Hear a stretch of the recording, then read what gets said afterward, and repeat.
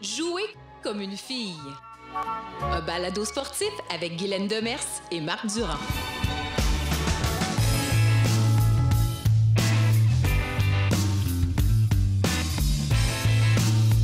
Être une femme dans un boys club sportif, ça doit être déstabilisant. Ben, je dis ça, mais je ne sais pas. Il faudrait que j'essaie d'être intégré à un woman club. Ah, là, j'en saurais un peu plus, mais bon. Ou encore demander à Francis Ménard. C'est qui, lui? Ben, c'est le directeur général de Parasport Québec, mais aussi le premier membre masculin du conseil d'administration des 20 ans des Galaxions, dont l'une des missions est de rendre le système sportif québécois équitable et égalitaire à l'égard des filles et des femmes. Donc, égalitaire, partenaire, donc l'apport équilibré des hommes et des femmes dans la gestion du sport, jugé essentiel et nécessaire. Ah, c'est intéressant ce sujet-là. Bienvenue à ce balado, parce que jouer comme une fille, c'est bon pour nous aussi, les gars.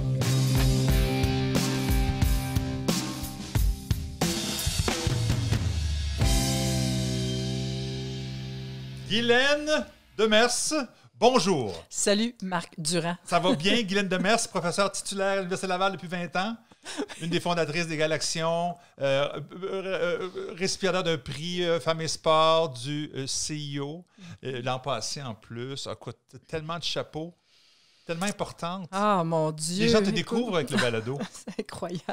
On te connaissait, là, les gens du milieu, mais là, Oui. c'est le public en général. Ah, on réclame Guylaine Demers. Ah, minimum international. Ah ouais, c'est Ben, big. tu l'es un peu avec Conversation 2021 qui s'en vient Oui. à Québec pour une deuxième édition. En fait, il y a eu Conversation 2015. Oui, exact. Pourquoi tu donnes des chiffres comme ça à tes conversations? Mais c'est peut-être un message qu'il va en avoir d'autres. Ah, OK. Tu sais, il va y avoir une continuité. C'est bon, ça. C'est Et c'était le l'esprit. fun, Conversation 2015, où là, on a regroupé des femmes de partout, quelques hommes. Et, Dont toi. Oui, j'étais très fier d'être invité, de participer. Et puis, encore une fois, on va débattre des sujets, des enjeux féminins dans le monde du sport, pas seulement au Québec, au Canada, mais dans le monde, mais des solutions aussi qui existent et puis qu'on pourrait développer. Ouais, je pense que c'est notre marque de commerce pour le balado, puis aussi pour la conférence. On en connaît des problèmes, mais c'est correct, on va arrêter d'en parler. Oui. On va focusser sur les solutions. C'est ça. Comme tu dis, c'est le balado aussi. C'est Oui. comme ça. On trouve des solutions, on en parle et puis on dénonce, oui, mais on y va avec un divertissement intéressant et intéressé. Et sans plus tarder, il y a quelqu'un qui nous attend là, devant un cadre artistique dont j'ignore la provenance. Francis Ménard, directeur général de Parasport Québec. Bonjour! Bonjour Marc, ça va bien? Très, très bien. Écoute, très, très bien. Et aussi, je vais laisser la parole à Guylaine, un nouveau membre du CA des Galaxions. Oui, tout à fait. J'allais dire aussi bonjour Guylaine, ma présidente. Ah oui, ouais, c'est ça. T'étais mieux. Ouais, il y a eu des représailles Oh oui, hein, c'est à ça. micro fermé. Après l'entrevue, oh boy. Oui, c'est ça. Non, écoute, c'est drôle parce que toutes les organisations évoluent, avancent. Et il y a même 5 ans, parce que c'est pas la première fois qu'on a eu des discussions au conseil d'administration en disant est-ce qu'on devrait avoir des hommes? Et moi, ma réponse était over my dead body. Donc, il n'y en a pas question. Pour vrai? Pour vrai, Oh. parce que, et pas Pourquoi parce que donc? je n'apprécie pas mes collègues masculins, Ouais. mais c'est qu'il y a tellement peu de place pour les femmes dans des postes de décision OK.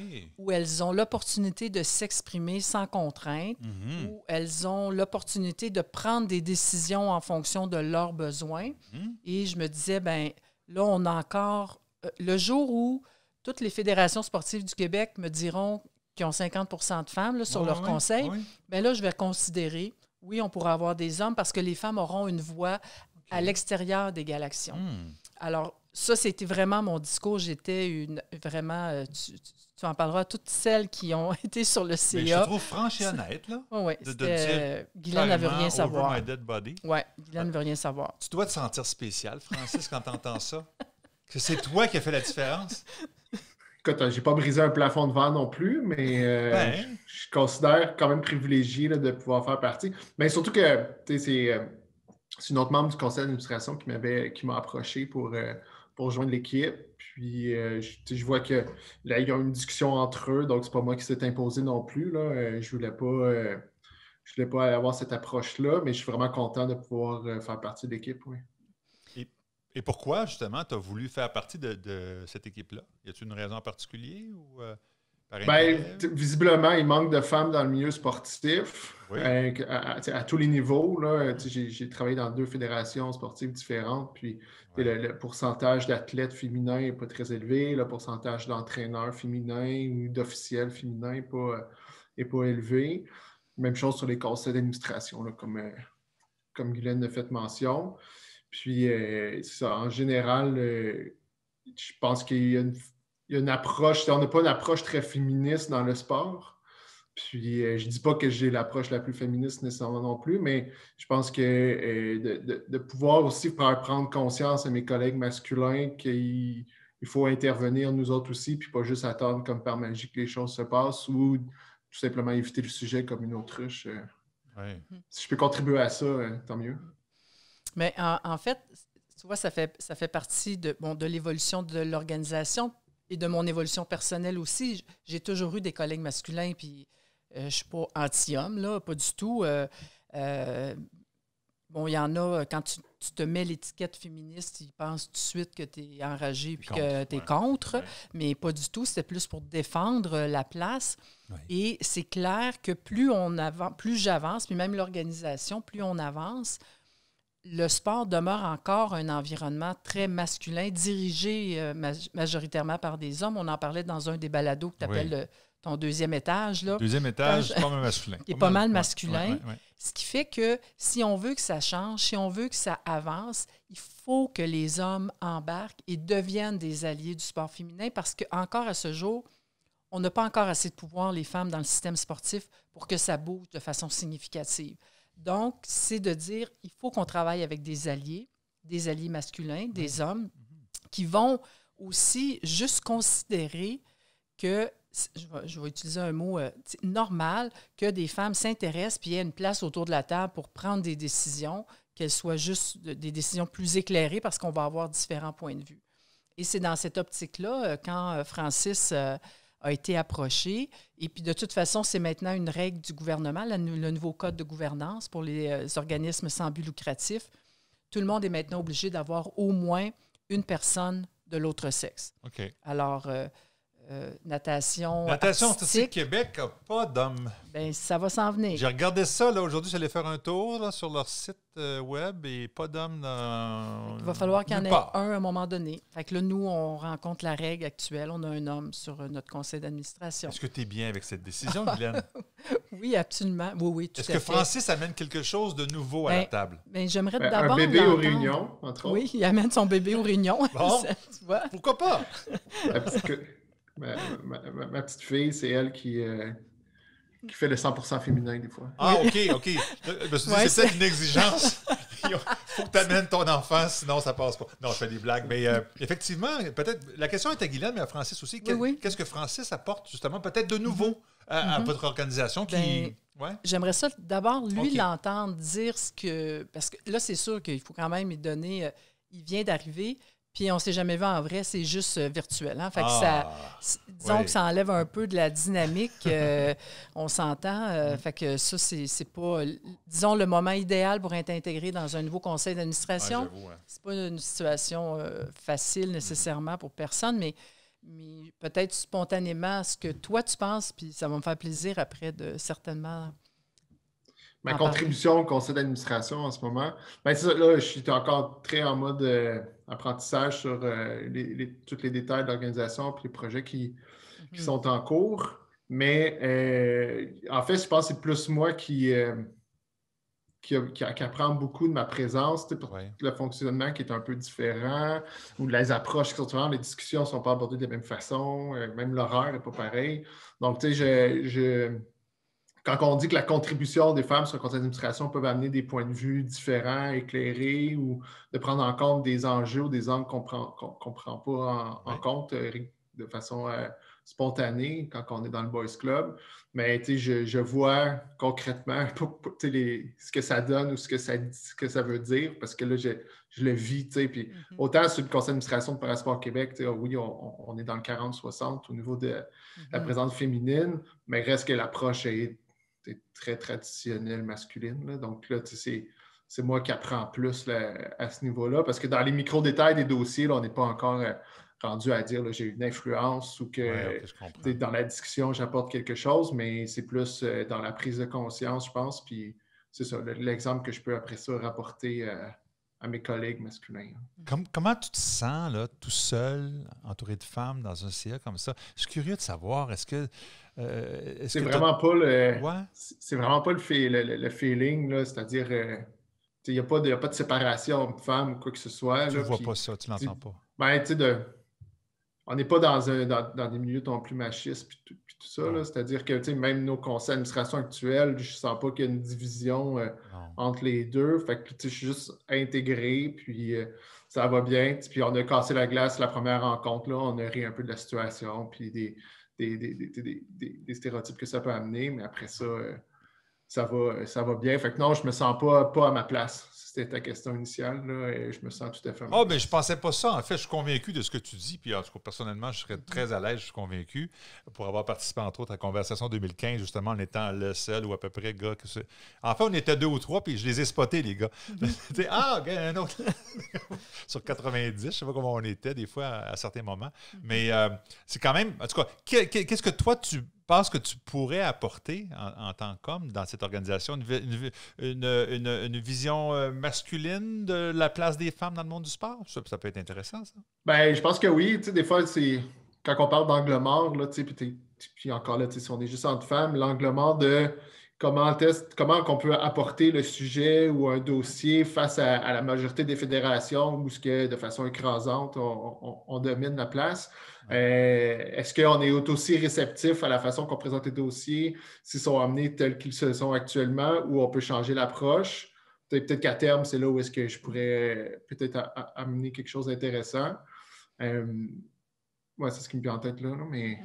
Bien, c'est exactement ça. Tu sais, tout le discours, en fait, qu'Égale Action, on a depuis plusieurs années, puis moi-même, où on argumente sur la force de la diversité autour de la table pour prendre de meilleures décisions.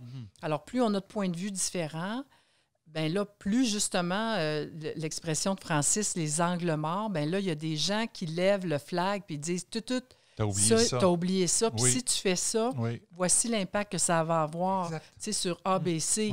Et souvent, c'est pas pour mal faire, mais comme tu n'es pas là-dedans, tu y penses pas, tu le sais pas. Exact. Et effectivement, quand on parle, là, j'amorce un projet de recherche avec le secrétariat à la condition féminine sur les hommes comme alliés en sport. Et ça commence à être étudié. D'ailleurs, Francis, tu le sais pas, mais tu vas faire partie de mes participants à mon projet d'étude. Ce que je viens de comprendre. C'est bien payant, tu vas voir. Ah, oui, c'est sûr.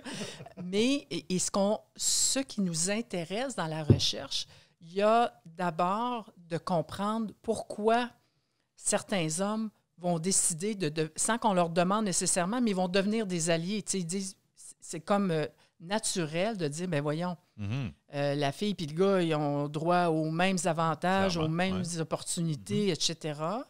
Fait que ça, il y a une première interrogation, qu'est-ce qui fait qu'on devient? Puis l'autre, c'est, tu l'as abordé un petit peu, Francis, puis ça va m'amener à ma question, ton rôle par rapport aux autres hommes dans les fédérations. Parce que là aussi, il y a des choses, je pense, qu'entre femmes, on peut se dire, qu'entre gars, vous pouvez vous dire, mais que d'un à l'autre, des fois, ça ne passe pas nécessairement. Des discussions de vestiaire. Oui, peut-être qu'on peut les appeler comme ça. Ouais. Mais comment tu le perçois, ton rôle? Bon, là, c'est sûr, il est encore plus peut-être frappant maintenant que tu es avec Égale Action.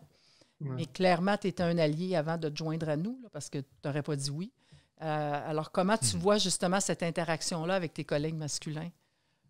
Bien, je peux donner un exemple. Là, quand on s'est fait présenter ce fameux nouveau code de gouvernance où au départ, c'était le 40-60, donc c'est-à-dire que le ministère allait obliger le conseil d'administration à être composé dans la zone paritaire. Et il y a eu un tollé, dans le fond. Puis c'est la raison pour laquelle ce n'est pas en place, mais que ce n'est seulement qu'un homme ou une femme. Je pense qu'avec mon rôle d'aujourd'hui, si cette rencontre-là avait eu à avoir lieu aujourd'hui, peut-être que j'interviendrais. Parce que je n'étais pas revenu, je trouvais ça tellement absurde.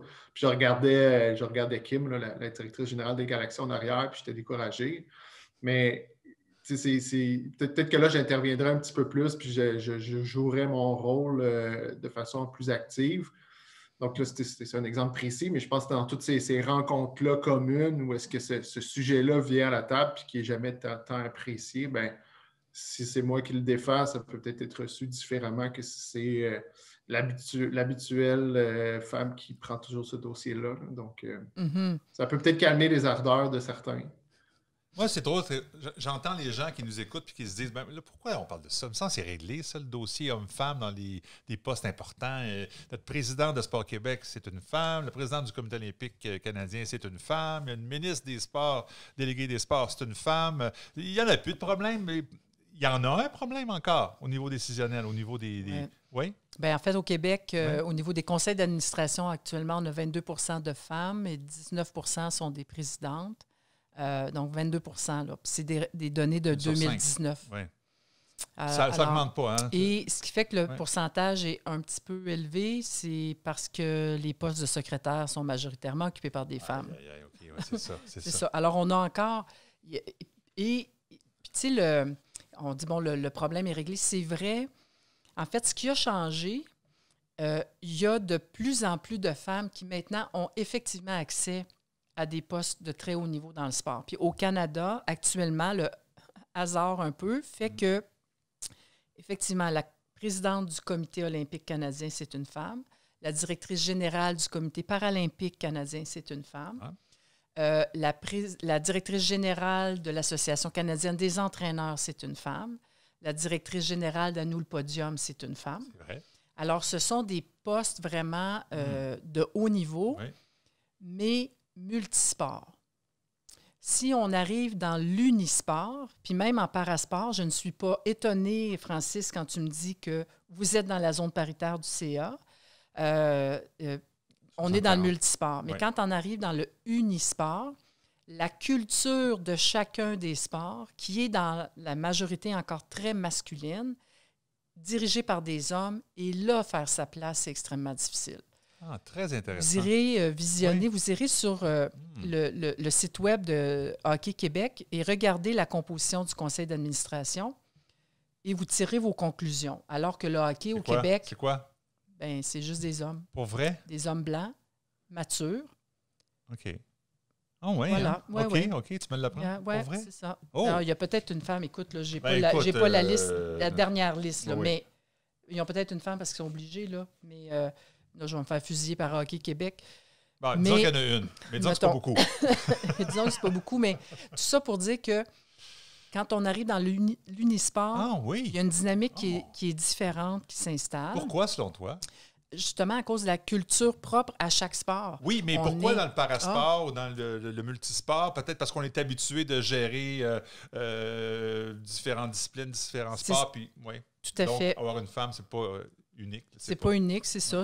On s'occupe de toutes les disciplines. Tu vois, l'Association canadienne des entraîneurs, malgré le fait qu'on a beaucoup plus d'entraîneurs masculins que féminins, c'est un poste qui est multisport. Fait qu'on n'a pas comme de culture qui est associée à un seul sport. Mais oui, vas-y. Je pose la question. Toutes les organisations que tu as nommées, c'est toutes des organisations anglophones, c'est-à-dire qu'ils n'ont pas de racines québécoises. Est-ce qu'il y a la culture anglophone versus notre culture francophone a quelque chose à voir? Oh, intéressant. Je pose une question. Bonne question de notre invité. Oui, c'est vrai, vraiment, c'est une excellente question. Sur la diversité, on n'a pas du tout la même approche. Là. Non, en fait, je pense que quand on arrive au niveau canadien, ils sont, je veux dire, plus préoccupés par le français-anglais. Ah oui. Parce que s'ils ne le font pas, il y a des pénalités. Ah. Au Canada, si tu n'as pas de francophone, tu es pas mal plus pénalisé. En fait, tu es pénalisé, mais si tu n'as pas de femme, c'est pas grave. Mais si tu n'as pas de francophone, fait que les francophones, on a gagné, c'est merveilleux. On est francophones, on est contents. Mais donc, si tu regardes, il y a vraiment c'est tous les sites web, là, regarde toutes les fédés nationales. Si tu mets quelque chose en anglais et tu ne le mets pas en français, là, tu te fais ramasser. Avec raison. Tu te fais ramasser. Oui. Absolument. Oui. Mais pour les femmes, c'est pas grave. C'est pas grave. Donc, moi, j'en conclus qu'avec des tapes sur les doigts, ça fait bouger les choses. Ça fait bouger des choses. Oui, OK, c'est ce que ça prend. Puis, puis Francis, le parasport, pour moi, c'est...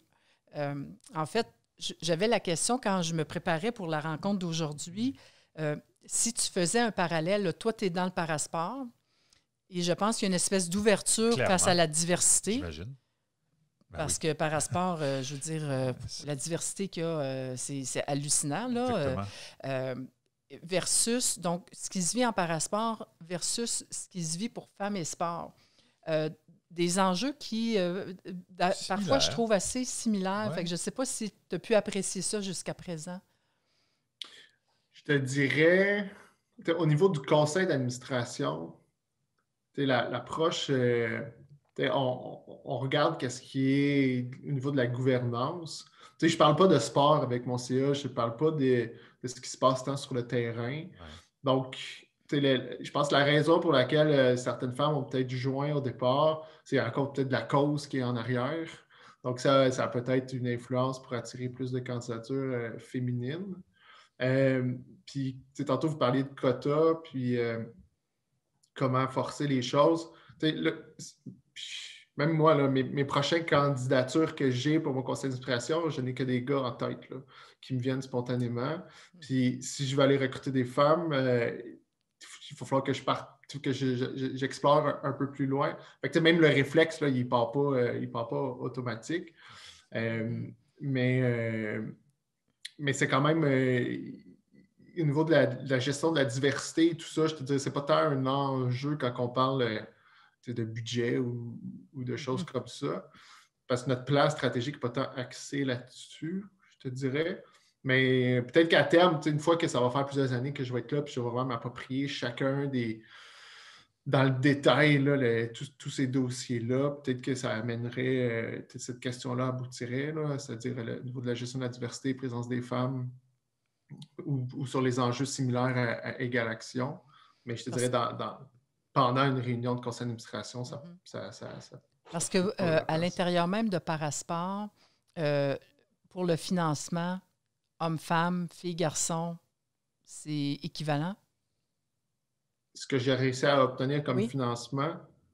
Ou même, tu parles de votre planif stratégique ou du soutien que vous apportez. Il n'y a pas de déséquilibre sport féminin, sport masculin.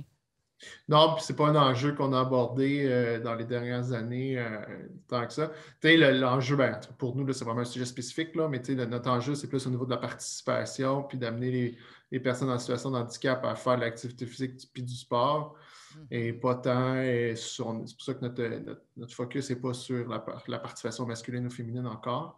Mais à terme, il faudrait que ça le devienne parce que tu ne s'adresses pas encore là de la même façon aux deux clientèles. Mais ce n'est pas notre focus actuel. Okay. Parce que dans un des balados qu'on a eu avec Karen Paquin en rugby, où il y a vraiment un décalage astronomique entre la façon dont les hommes sont subventionnés versus les femmes. Donc, à l'intérieur même de Rugby Canada, il y a vraiment un déséquilibre. Et de mon point de vue, Parasport avait pas ça. Ouais, comme information. Je ne connais pas la situation au niveau des équipes nationales, mais souvent le déséquilibre. Mais c'est drôle pour que tu dises en rugby parce que c'est plus les femmes qui ont des chances de médaille, fait qu'on pourrait s'attendre à ce que ce soit. Mais c'est une longue histoire. Il faut écouter le balado avec Karen Paquin. Oui. Ça part de l'international qui donne l'argent selon le classement, mais c'est les masculins seulement, finalement. C'est incroyable comment c'est géré. Mais à notre niveau, non, au niveau quand on finance l'excellence, là, je regarde en basketball, en fauteuil roulant, notre équipe féminine du Québec a un financement équivalent avec les autres. On est quand même assez, une approche assez égalitaire. Mais elle gagne. Fait que si elle ne gagnait pas, est-ce que ça aurait une différence? Là, à ce moment-ci, je ne peux pas répondre, mais historiquement, elles ont des bons résultats, donc on donne un bon financement. Mais même dans nos sports où est-ce que la majorité du financement qu'on a pour la haute performance au niveau des identifications, par exemple, souvent tu as tant d'hommes et tant de femmes. Mais là, pour certains sports, il n'y a pas de discrimination entre les sexes. Mais nous, on y va selon les résultats, puis il n'y a pas de préférence. Là. En athlétisme, c'est des temps, puis c'est des temps, ou des choses comme ça. Mais c'est ça. Moi, je trouve ça intéressant, Francis, d'un point de vue global, c'est que toi, tu es arrivé dans le monde Parasport en 2016 comme directeur général, c'est ça? Tu es arrivé de Waterpolo Québec, c'est ça, je ne me trompe pas? C'est ça, exactement. Tu as fait plusieurs emplois, évidemment, mais en ressources humaines, matérielles et financières, mais dans le contexte événementiel. Puis tu arrives dans le Parasport. J'imagine qu'il y a un éveil qui qui est arrivé en toi, un éveil à savoir, oh, t'as peu, la gestion de la différence, puis les athlètes avec des handicaps ont aussi droit à tous les égards. Puis c'est peut-être, je ne sais pas, je fais un parallèle, mais est-ce que c'est ça qui t'a lancé dans l'idée de peut-être un jour faire partie de Femmes et Sport? Encore une fois, dans une situation qui est assez similaire. J'espère que je suis assez clair dans ma question. Elle était longue. Hein? Oui. Ben, je vais la contourner pour ne pas répondre directement. Je te dirais, je pense que mon éveil remonte peut-être plus au temps quand j'étais à l'université. Ah oui. J'ai été impliqué en sciences humaines à l'UQAM, dans les associations étudiantes. L'approche, la position féministe est très forte. C'est la culture ukamienne.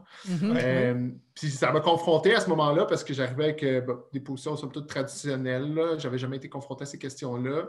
Puis de voir des caucus non mixtes, de voir justement des quotas ou une façon de donner plus de place aux femmes qu'elles puissent prendre qu'elles puissent s'exprimer. Au début, je comprends pas trop. Pourtant, on est supposé être tous égaux et tout ça. Mais le discours traditionnel, là, où est-ce que tu n'es pas conscient des inégalités tant que ça. Exact. Puis, fait que j'avais été sensibilisé là, puis j'avais commencé à adhérer à ces approches-là.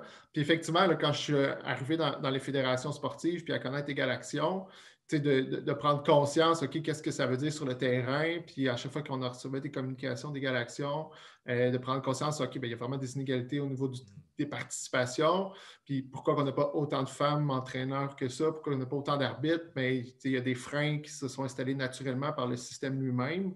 Puis si on veut enlever ces freins-là, il faut intervenir de façon peut-être coercitive. Même chose pour les conseils d'administration, mais je pense beaucoup à l'approche coercitive peut fonctionner. Puis c'est là où est-ce que je pense naturellement, là, c'est plus la démarche qui a été en moi pour arriver à Égal Action que de dire la diversité des parasports, puis la diversité homme-femme, puis l'approche féministe en sport. N'était pas tant là. Fait que c'est pas quand je suis arrivé à Parasport comme tel, c'est juste... Non, c'est pas l'éveil, c'est pas fait là, c'est un cheminement qui s'est fait pour toi. Ouais, exactement. Vous avez un bon candidat, je pense. Oui, écoute, on a frappé le jackpot, absolument. Et comme on souhaite, en fait, qu'il y ait une diversité de gens qui nous écoutent, des hommes comme des femmes, ben oui. Si tu avais à t'exprimer face aux hommes qui nous écoutent en ce moment... pour qu'ils deviennent eux aussi des alliés pour l'avancement de Femmes et Sport. Qu'est-ce que tu aurais à leur dire? Bien, de vraiment prendre, de se prendre une espèce de pas de recul, puis d'être capable de regarder un peu au-dessus de la mêlée, puis de prendre conscience que les chiffres veulent dire quelque chose. Puis qu'est-ce que ça veut dire? C'est ça la situation. C'est telle qu'elle existe. Il faut juste en prendre conscience, puis enlever ses biais, puis d'avoir une espèce d'approche objective. Peut-être un peu empathique aussi. Là. Bon, les gens ne diraient pas que je suis le gars le plus empathique en ville, mais pour comprendre la situation d'un autre, mais c'est toutes les questions d'inégalité, que ce soit en société, que ce soit celle vécue dans le sport par les filles et les femmes. Ça me touche beaucoup, ça vient me chercher. Puis tous les mouvements Black Lives Matter et tout ça c'est pas étranger non plus à ce qui se vit là dans la situation qu'on parle actuellement. Fait que, d'être capable de faire ces transpositions-là, puis de comprendre qu'une situation d'inégalité qui te touche peut-être plus, mais il y a peut-être des équivalents aussi dans quelque chose que tu comprends moins, puis de prendre le temps d'y réfléchir, puis de comprendre que l'approche traditionnelle de Boys Club crée des freins, crée des empêchements, ne crée pas nécessairement un environnement sécuritaire, ne donne pas, en fait, tout ce qu'il faut pour permettre aux gens de pouvoir vivre entre êtres humains égaux, mais que là, on vit ça plutôt entre hommes et femmes, puis entre plus fort puis moins fort, puis entre tout ce qu'on peut entendre dans le sport, tant qu'on n'a pas cette prise de conscience-là. Fait que ce que je dirais à mes collègues, c'est prenez le step back, là, essayez de comparer avec ce qui se vit ailleurs, puis osez, prenez osez-le, là, ton CA, là, ose-le mettre ton quota, là, même si tu n'es pas obligé de le faire, fais-le.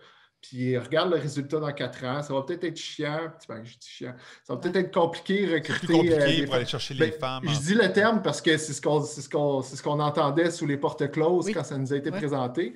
Mais je veux dire, fais-le, ce travail-là. Bon, c'est pas le fun, tu as d'autres choses à faire peut-être, mais est-ce qu'au bout du compte, ça va te donner des résultats positifs puisque tu vas en retirer quelque chose comme organisation, peut-être pas juste pas comme toi personnellement, mais comme organisation? Il faut oser. Mais si on n'ose pas et qu'on est confortable dans nos pantoufles, ben, on ne changera pas grand-chose. Fait que si tu veux devenir un allié, ben, mets-toi à risque. C'est un peu ça, là, de se mettre à risque. Si tu ne le fais pas, ça, c'est une citation que je vais garder. Si tu veux devenir un allié, mets-toi à risque. C'est bon, j'aime ça. Effectivement. Très bon. Droit d'auteur, Francis Ménard. Yes. Avec raison. Francis Ménard, administrateur avec Égalaction depuis peu, directeur général de Parasport Québec. Hey, j'ai trouvé ça très rafraîchissant de t'entendre. Tu es un gars allumé, tu es un gars qui a une réflexion derrière tes gestes. Et puis, je pense que le monde du parasport, mais le monde également de la place des femmes dans le monde du sport au Québec est gagnant de t'avoir comme allié, justement. Oui, merci. Parce qu'il faut apprendre à communiquer.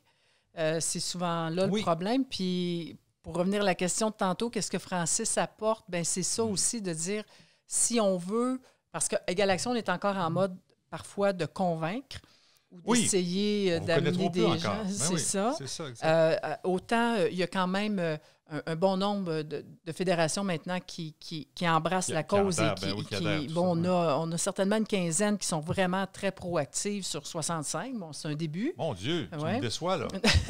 15 sur 65? Mais qui ont vraiment embarqué dans des projets comme 50-50, qui disent, OK, nous on y va. Donc, il y en a 50 qui n'ont pas embarqué encore? Oui. Oh! Mais on les invite la semaine prochaine. Oui, c'est ça. On va les brasser comme il faut. Non, mais c'est quoi ça? Mon Dieu! Mais tout ça pour dire comment on approche, justement, parce que je le sais, quand on est dans une situation de privilégié, c'est dur de reconnaître qu'on fait partie du groupe de privilégiés et que si on veut travailler pour l'équité, l'égalité, bien, quelque part, je vais perdre des privilèges pour les partager avec d'autres. Et ça, c'est pas facile à faire. Et actuellement, par exemple, ce que je vis, moi, du côté féministe, moi, je suis une femme blanche. Et là, on travaille vraiment sur la diversité. Puis même sur le conseil d'administration d'Égalaction, on se dit là, on se regarde, on est toutes blanches, là. OK. Il n'y a personne qui a un handicap ici. Il manque de couleur, pas de... Non, fait qu'on n'est pas représentative du poids démographique du groupe femmes, même. Pas du tout. Okay. Fait que là, tu dis, bon, OK, là, on a commencé. Puis, tu sais, ce qu'on reprochait au Boys Club, là, de recruter un bras de distance, qu'est-ce que tu penses qu'on fait?